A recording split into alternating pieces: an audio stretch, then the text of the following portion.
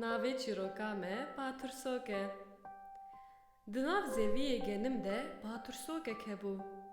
Dost û hevalên wê tune bûn. Her roj bera teyr çûkan dida û ew ditirsandin. Carna xwe bi xwe dipeyivî. Bi şevan gazî stêrkan dikir. Lêbelê tu kes bersiva wê nedida.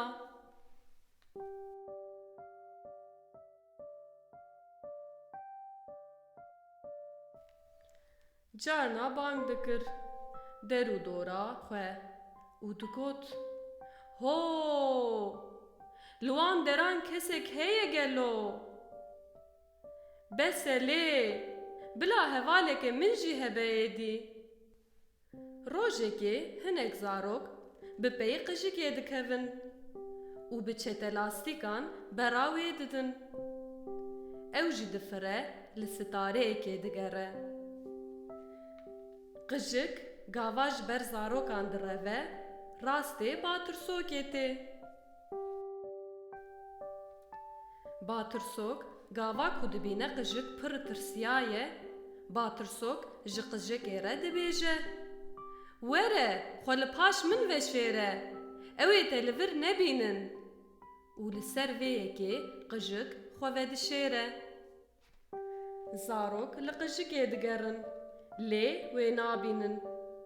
Zarokekê got: Em herin li aliyê din binhêrin, dibe ku li aliyê dinê ketibe erdê. Hinek li der û dora batirsokê li qijikê geriyan. Lêbelê ew nedîtin. Piştî ku zarok ji wê derê bi dûr ketin, batirsokê gazê qijikê kir û got: Zarok çûn, êdî tu dikarî derkevî. Qijik ji ciyê ku xwe lê veşartibû derket.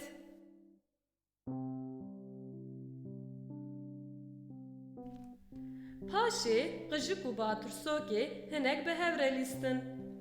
Li ser vê rewşê batirsok gelek bextewar bû û got: Heta niha hevalên min tune bûn.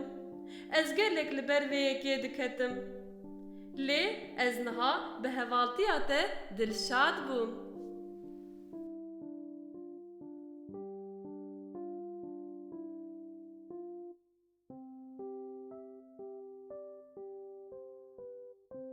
Qijik û batirsokê bi rojan bi hev re lîstin û bi vê hevaltiyê bextewar bûn.